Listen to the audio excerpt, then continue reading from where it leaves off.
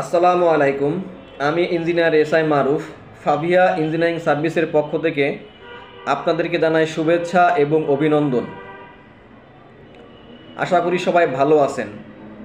তো এক ভাই প্রশ্ন করেছিলেন যে ভাই রডের গায়ে 400W 500W বা 550 বা 600W দ্বারা কি বোঝায় এবং এই সমস্ত ডাব্লু দ্বারা কত গ্রেডের রডকে বোঝানো হয়, যদি এ সম্পর্কে একটু জানাতেন অনেক উপকার হতো।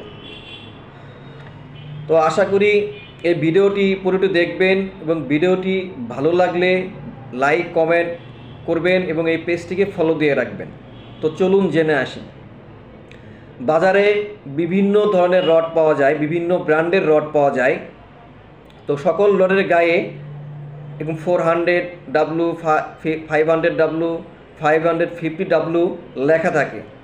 এইগুলির মূল আক্ষরিক অর্থ কী, একজন সাধারণ মানুষ এটি দ্বারা কি বুঝবে এবং এটি কত গ্রেডের রড সেটি কিভাবে বুঝবে, আজ সেটি আপনাদেরকে বিস্তারিত জানানোর চেষ্টা করব। প্রথমত রডের গায়ে যে 400 বা 500W লেখা থাকে, এই ডাব্লু দ্বারা বোঝায় এটি ওয়েল্ডেবল, অর্থাৎ এটি ঝালাইযোগ্য, অর্থাৎ এই রডটি ঝালাই করা যাবে। এরপরে 400 বা 500 এটি কি, এই ইউনিটটি হচ্ছে রডের গায়ে মেগাপ্যাসকেলে লেখা থাকে, অর্থাৎ এটি একটা লোড, অর্থাৎ 400 মেগাপ্যাসকেল লোড নিতে পারবে এবং 500 মেগাপ্যাসকেল লোড নিতে পারবে। এখন মেগাপ্যাসকেলকে আরেকটু সহজভাবে জেনে নেওয়া যাক।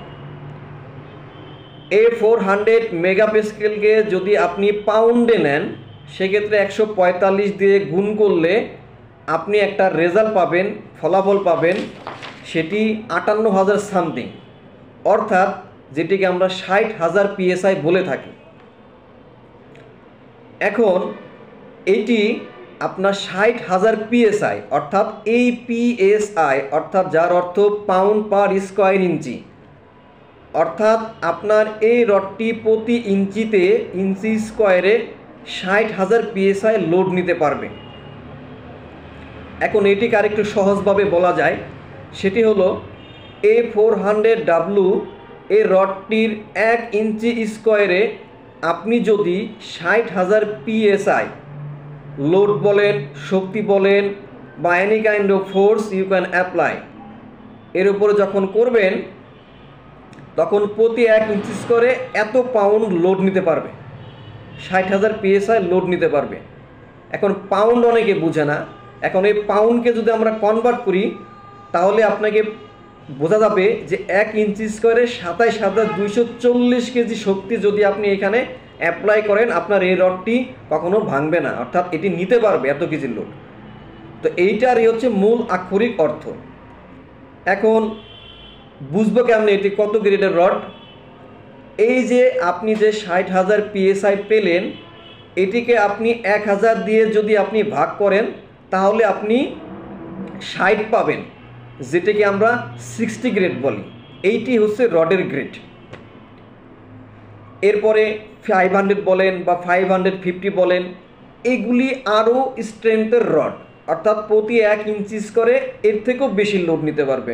যেমন 500W সাথে যদি আপনি 145 দিয়ে গুণ করেন তাহলে মোটামুটি 72,500 PSI পাবেন, অর্থাৎ পাউন্ড পার ইঞ্চি স্কোয়ার, অর্থাৎ কেজিতে যদি বলি 32,915 কেজি লোড নিতে পারবে। এইটি হচ্ছে রডের গ্রেড। এখন আপনি আপনার বিল্ডিংয়ের জন্য কোন গ্রেডের রড ব্যবহার করবেন। প্রথমত বলি যে বাজারে বিভিন্ন রকমের গ্রেডের রড পাওয়া যায়। নর্মালি 1 তলা থেকে শুরু করে 6 তলা বলেন বা 7 তলা বলেন, এই সমস্ত বিল্ডিংয়ের জন্য আমরা 60 গ্রেডের রডটি ব্যবহার করে থাকি, কারণ এটি সবথেকে বেশি ইউজফুল রেইনফোর্সমেন্ট। এখন আপনি যদি নর্মালি 2 তলা 3 তলা বা 4 তলা 5 তলা এই সমস্ত বিল্ডিংয়ের জন্য যদি আপনি হাইলি স্ট্রেংথের রড ব্যবহার করেন, তবে সেটি হবে আপনার জন্য বড় একটা ভুল। কেন ভুল? এখন দেখেন, রডের স্ট্রেংথকে রেজিস্ট করার জন্য বা প্রতিরোধ করার জন্য এর সাথে যে কনক্রিট ব্যবহার করি, সে কনক্রিটের স্ট্রেংথ তো ওই রকম থাকতে হবে। এখন আপনি যদি হাইলি গ্রেডের রড ব্যবহার করেন কিন্তু কনক্রিটের স্ট্রেংথ আপনি কম ব্যবহার করলেন, সেক্ষেত্রে কিন্তু আপনার হাইলি স্ট্রেংথের রড ব্যবহার করার কোনো যৌক্তিক নাই। কেননা এই রডটি নিজস্ব যে স্ট্রেংথ আছে সেই স্ট্রেংথের কারণে আপনার ঢালাই ভেঙে যাবে। তো আমি আপনাদেরকে পরামর্শ করব, বা অ্যাজ এ ইঞ্জিনিয়ার হিসেবে বা স্ট্রাকচারাল ইঞ্জিনিয়ার হিসেবে পরামর্শ দিব, বা যেটা আমরা করে থাকি সেটি হলো নর্মালি একতলা থেকে 5 তলা বলেন 6 তলা বলেন, এর জন্য 60 গ্রেডের রড এনাফ। তো আপনি যদি মনে করেন আমি রডটা ভালো দিলাম আমার বিল্ডিং ভালো থাকবে, এটি সম্পূর্ণ ভুল। একটি বিষয় হলো এই গ্রেডকে কেন্দ্র করে কিন্তু বাজারে রডের দামও কিন্তু বাড়ে। তো সেক্ষেত্রে আপনার এটি হবে ব্যয়বহুল। তো এই জন্যই আমি আপনাদেরকে বলবো অবশ্যই রড কেনার পূর্বে গ্রেডকে নির্ধারণ করবেন এবং বিল্ডিংয়ের ম্যাটেরিয়ালস অনুযায়ী গ্রেডকে ব্যবহার করবেন। এখন আরেকটি বিষয় জেনে নেওয়া যাক, সেটি হচ্ছে সাধারণ মানুষ হিসাবে আমরা কিভাবে রডকে কিনতে পারবো এবং ভালো রডটি কিনতে পারবো। বেশি না, 2 থেকে 3টা জিনিস আপনি ফলো করবেন, এরপর আপনি রড কিনবেন। সবথেকে ভালো হয় একজন স্ট্রাকচারাল ইঞ্জিনিয়ারের সাথে আপনি পরামর্শ নেবেন। পরামর্শ নিয়ে সে আপনাকে যে পরামর্শ দেয় সেই পরামর্শ অনুযায়ী আপনি রড কিনবেন। কেননা বাজারে বিভিন্ন রকমের ব্র্যান্ডের রড পাওয়া যায়, কোনো রডের দাম একটু বেশি বা একটু কম, একটু মাঝারি। তো আমরা মনে করি ভাই কম দামি রডটা মনে হয় খারাপ হবে বা বেশি দামের রডটা মনে হয় বেশি ভালো হবে। বিষয়টা এমন না। বিষয়টা হলো রড কেনার সময় আপনাকে 3টা জিনিস ফলো করতে হবে। তার মধ্যে হচ্ছে এই রডের গায়ে BSTI অনুমোদিত কিনা। এরপরে যদি দেখবেন রডের গায়ে যে গ্রেড লেখা আছে সেই গ্রেডের সাথে এই রডের ল্যাব টেস্টের যে রিপোর্ট সেই রিপোর্টের সাথে কতটুকু সাংঘর্ষিক এটি মিলিয়ে দেখবেন। তো এতেও যদি আপনার বিশ্বাস না হয়, আপনি যেটা করতে পারেন সেটি হলো আপনি রডের টুকরো নিয়ে আপনি নিজে BSTI থেকে বা নিজের ল্যাব থেকে টেস্ট করে নিজে দেখেন যে আসলে এটি কতটুকু গ্রহণযোগ্য। এই একটা বিষয়।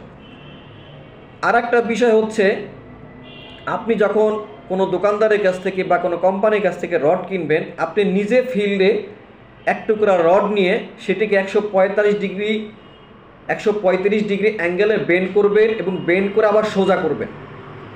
সোজা করে দেখবেন, দেখার পরে যদি দেখা যায় এই রডের গায়ে কোনো চির ধরেছে বা ফেটে গেছে, তাহলে আপনি সেই রডটি কিনবেন না। আর একটা বিষয় সেটি হচ্ছে রডের গায়ে কিন্তু অসংখ্য ভয়েড থাকে, যেটি আমাদের চোখে আমরা দেখতে পারি না।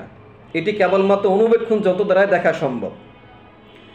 এই জন্য অবশ্যই এই কয়েকটা জিনিসকে ফলো রেখে আপনারা যদি রড কিনতে পারেন তাহলে আপনারা রড কিনে জিতবেন এবং আপনার বিল্ডিংও সুন্দর হবে। আর সবথেকে ভালো হয় যখন কোনো রড কিনবেন অবশ্যই একজন ইঞ্জিনিয়ারের সাথে পরামর্শ করবেন, কেননা একজন ইঞ্জিনিয়ার চিন্তা করবে আপনার বিল্ডিংয়ের জন্য আসলে কোন গ্রেডের রডটি প্রয়োজন এবং আপনার ওই গ্রেড অনুযায়ী বাজারে কোন রডটি আছে। হতে পারে সেটার দাম বেশি, হতে পারে এটির দাম কম। সেই রডটিকে আপনাকে যাচাই বাছাই করে ডিসিশন দিবে, যেটি আপনার জন্য ব্যয়বহুল হবে না এবং টেকসই এবং সমৃদ্ধিশীল একটি বিল্ডিং তৈরি হবে। আশা করি আমার কথাটি বুঝতে পেরেছেন। তো ভিডিওটি ভালো লাগলে অবশ্যই লাইক কমেন্ট শেয়ার করবেন এবং আমার এই পেজটিকে ফলো দিয়ে রাখবেন। ধন্যবাদ। আসসালামু আলাইকুম।